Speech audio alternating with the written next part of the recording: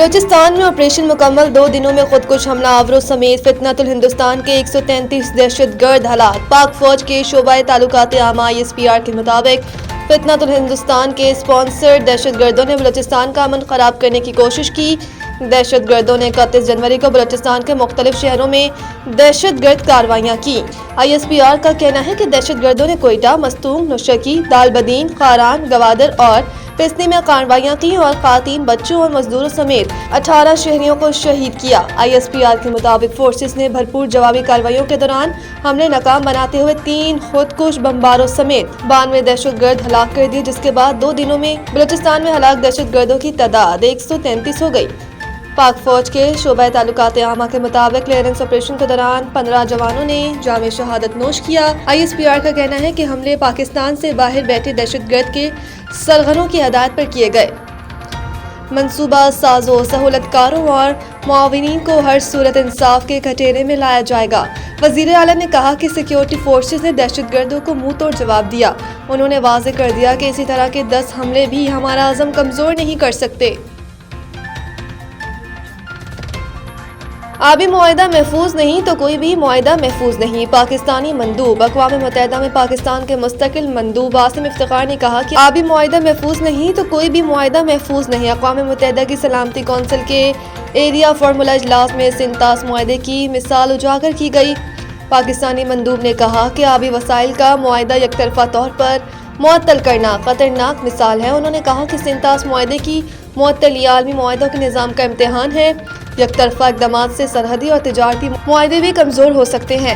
आसिम इफ्तिखार का मज़ीद कहना था कि मुआहिदा सियासत की नज़र हुआ तो आलमी एतमाद मुतासिर होगा। सिंतास मुआहिदा दो तरफा नहीं बल्कि आलमी नौयत का मामला है।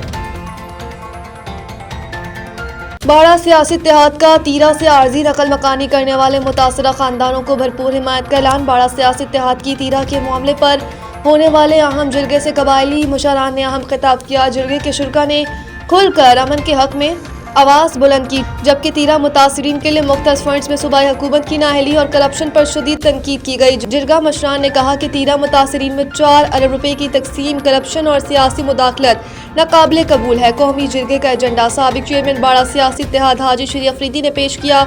साबिक चेयरमैन बाड़ा सियासी इत्तेहाद हाजी शरी अफरीदी हमने खवारिज के साथ 2 मरतबा जिरगा किया। इसके बाद जिरगे की जिम्मेदारी सूबाई हुकूमत और तीरा के मशरान को सौंप दी। अगर दोनों जिरगे नाकाम रहे, जिरगा मशरान ने कहा कि मुतासरीन तीरा के मसाइल किसी एक इलाके या कबीले तक महदूद नहीं बल्कि ये इज्तिमाई कौमी मसला है जिसके हल में मजीद ताख़ीर नाकाबिले बर्दाश्त है। आबादी के आर्जी इंक़ला के तमाम मराहिल और बातचीत के दौरान सूबे की और बिलखसूस ज़िला खैबर की सियासी क़यादत मौजूद थी, जिनसे मुशावरत के बाद आबादी के आर्जी इंक़ला का फैसला किया गया।